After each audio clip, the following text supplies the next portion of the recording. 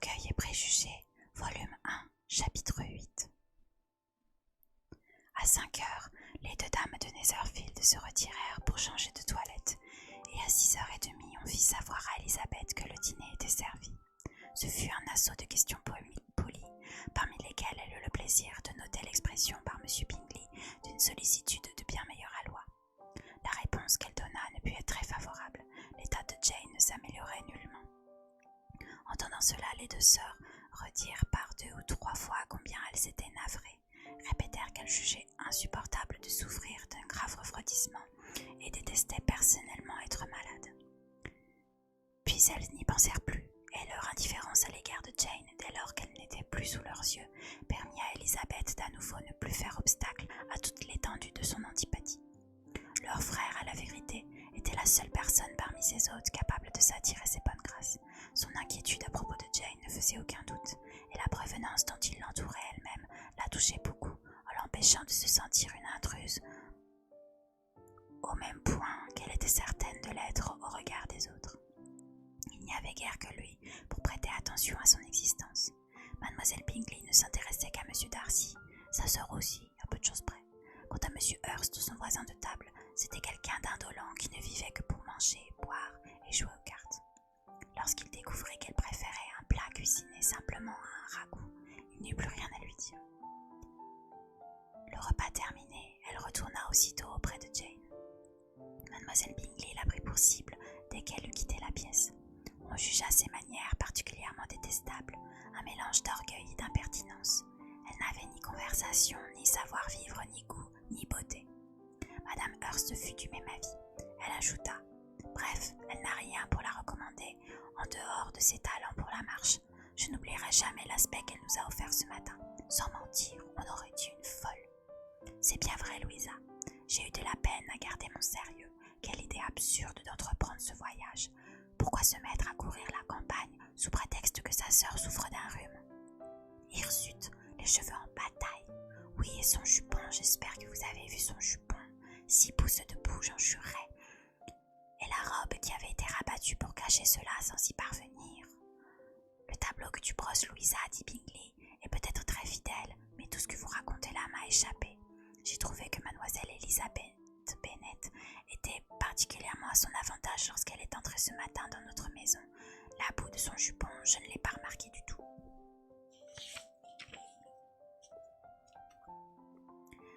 Mais vous, monsieur Darcy, je suis sûre que vous vous en êtes rendu compte, insista mademoiselle Bingley. Et j'ai tendance à le croire, vous ne souhaiteriez pas que votre sœur se donnât ainsi en spectacle. Non, certainement pas. Marcher 1 lieue, ou 1 lieue et demie, ou 2 lieues, je ne sais plus, avec de la boue par-dessus les chevilles, et seule, tout à fait seule. À quoi pensait-elle? Cela dénote, il me semble, une indépendance d'esprit insupportable et pleine de présomption, une indifférence au décorum qui sent la province. Cela démontre une affection pour sa sœur des plus plaisantes, rétorqua Bingley. J'ai bien peur, monsieur Darcy, dit mademoiselle Bingley à mi-voix, que cette aventure n'ait quelque peu gâté votre admiration pour ses beaux yeux. Pas du tout, répliqua-t-il. L'exercice en avait ravivé l'éclat. Il y eut une courte pause après cette répartie. Madame Hurst reprit.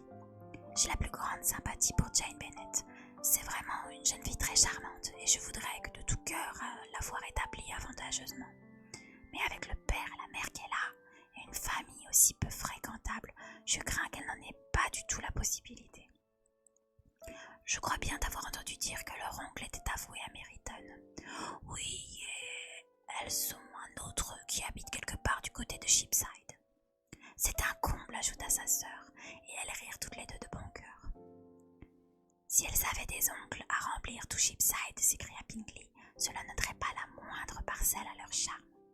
Mais cela diminuerait nécessairement de manière considérable leur chance d'épouser des hommes de quelque importance dans le monde, fit observer Darcy. À cette remarque, Bingley ne trouva rien à répondre, mais ses sœurs l'approuvèrent ostensiblement et furent quelque temps à s'esclaffer sans retenue aux dépens de la parenté vulgaire de leur cher ami. Un regain de tendresse toutefois les conduisit à sa chambre lorsqu'elles quittèrent la salle à manger, et elles lui tinrent compagnie jusqu'à ce que le café fût prêt. Elle n'allait toujours pas bien. Elisabeth refusa de la laisser seule jusqu'à tard dans la soirée, quand elle eut la satisfaction de la voir s'endormir, et qu'il lui parut conforme à ses obligations plutôt qu'à son goût de descendre à son tour. En rentrant au salon, elle les trouva tous occupés à jouer à la mouche. On l'invita aussitôt à participer, mais, les soupçonnant de jouer gros, elle déclina l'invitation et prenant prétexte de l'état de sa sœur, dit que le peu de temps qu'elle pourrait rester en bas, elle se distrairait avec un livre. Monsieur Hearst lui jeta un regard étonné. « Préférez-vous la lecture aux cartes ? Voilà qui est assez singulier. »« Mademoiselle Elisabeth Nett, dit Mademoiselle Bingley, méprise les cartes. Elle lit beaucoup et ne prend plaisir à rien d'autre. »« Je ne mérite ni tant d'éloges ni tant de blâmes, s'écria Elisabeth. Je ne lis pas souvent et prends plaisir à bien des choses. »« À soigner votre sœur, dit Bingley, je suis certain que vous vous plaisez et j'espère que vous aurez bientôt la satisfaction de l'avoir parfaitement guérie. » Elisabeth le remercia du fond du cœur, puis se dirigea vers une table où étaient posés quelques volumes. Il offrit aussitôt d'aller lui en chercher d'autres, tout le contenu de sa bibliothèque. « Et je regrette que mes ressources ne soient pas plus considérables, tant pour votre bénéfice que pour ma réputation. Mais je suis un paresseux, et bien que je n'ai pas grand-chose, j'ai plus de livres que je ne les gênerai. » Elisabeth l'assura que ce qui se trouvait dans la pièce ferait parfaitement l'affaire.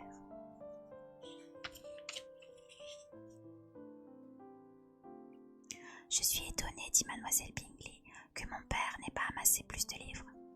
Quelle merveilleuse bibliothèque vous possédez à Pemberley, monsieur Darcy. Elle devrait être bonne, car elle est l'ouvrage de nombreuses générations. Et puis, vous y avez tellement ajouté, vous êtes sans cesse en train d'acheter. Je ne puis comprendre qu'on néglige une bibliothèque familiale par des temps comme ceux que nous vivons.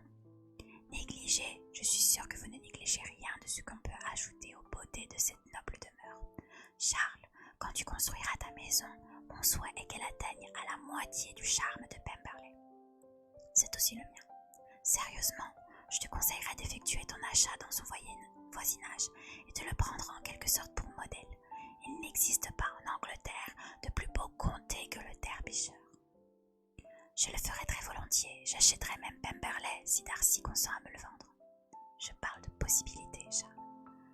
Parole d'honneur, Caroline, il me paraît plus réalisable d'avoir un Pemberley en l'achetant qu'en s'efforçant de l'imiter.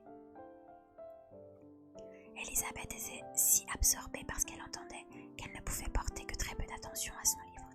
Elle ne tarda guère à l'abandonner tout à fait pour se rapprocher de la table de jeu et se placer entre M. Bingley et sa sœur aînée afin d'observer la partie en cours.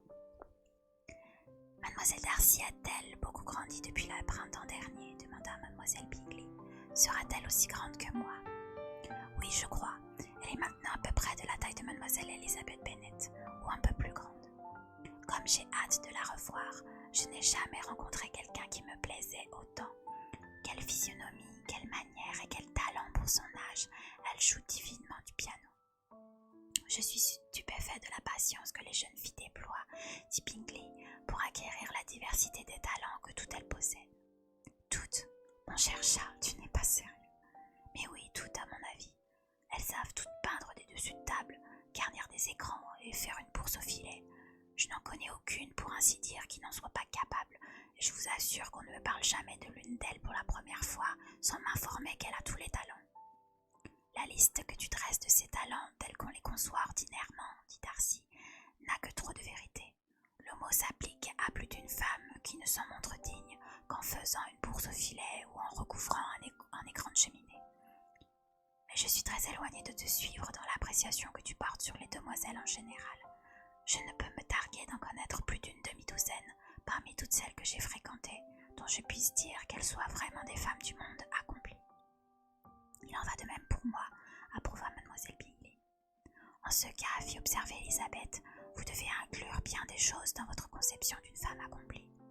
Oui, je lui demande beaucoup, dit Darcy. Comme vous avez raison, s'exclama sa fidèle alliée.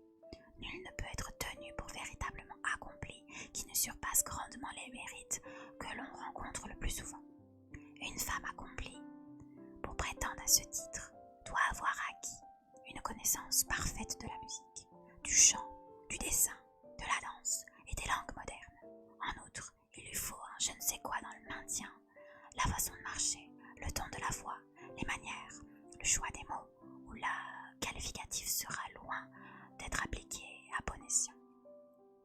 Il lui faut tout cela, ajouta Darcy. Et pourtant, lui sera encore nécessaire quelque chose de plus substantiel, l'amélioration de son esprit par de nombreuses lectures. Je ne m'étonne plus, repartit Elisabeth, que vous ne connaissiez que 6 femmes accomplies. Je ne suis davantage surprise que vous en ayez rencontré une. Êtes-vous sévère à l'égard de votre sexe au point de considérer comme impossible la réunion de tous ces avantages? Pour ma part, je n'ai jamais vu pareil prodige. Je n'ai jamais été mise en présence de ces facultés, de ce goût, de cette élégance rassemblée chez une même personne. Madame Hurst et Mademoiselle Bingley se récrièrent toutes les deux contre l'injustice de ce scepticisme. L'une et l'autre affirmaient connaître quantité de femmes correspondant à cette définition, quand M. Hurst les rappela à l'ordre en se plaignant amèrement de leur inattention au déroulement de la partie. Comme cela mettait un terme à toute conversation, Elisabeth quitta la pièce peu après. Elisa Bennet, commenta Mademoiselle Bingley lorsque la porte se fut refermée, est l'une de ces jeunes filles qui cherchent à se faire valoir auprès du sexe opposé en décriant le leur. Avec beaucoup d'hommes, je pense que cela réussit, mais à mon sens, le procédé est misérable, le stratagème indigne. Il est certain, repartit Darcy, à qui cette remarque était principalement adressée, qu'il y a quelque chose de déshonorant dans toutes les finesses que les demoiselles se laissent parfois aller à utiliser pour captiver les hommes. Tout ce qui confine à la duplicité est méprisable. Mademoiselle Bingley ne fut pas assez contente de cette réponse pour continuer sur le même sujet. Elisabeth ne vint les retrouver que pour leur signaler que l'état de sa sœur avait empiré et qu'elle ne pouvait la laisser seule. Bingley voulut qu'on fît appeler immédiatement à M. Jones, tandis que ses sœurs, convaincues qu'en province aucun avis médical n'avait d'utilité, conseillaient l'envoi à Londres d'un express pour demander le secours d'un des médecins les plus éminents. Elisabeth refusa d'en entendre parler, mais elle fut moins réticente à accepter la proposition de leur frère. On décida donc de demander le lendemain matin de bonne heure à M. Jones de passer voir Mademoiselle Bennet, si cela n'allait pas nettement mieux. Bingley ne pouvait dissimuler son inquiétude. Ses sœurs s'avouèrent très malheureuses. Elles apaisèrent néanmoins leur chagrin après souper par des duos, cependant que lui ne trouvait d'autre moyen de soulager son cœur qu'en donnant ordre à sa femme de charge d'entourer la malade et sa sœur de toutes les attentions possibles. Fin du chapitre 8.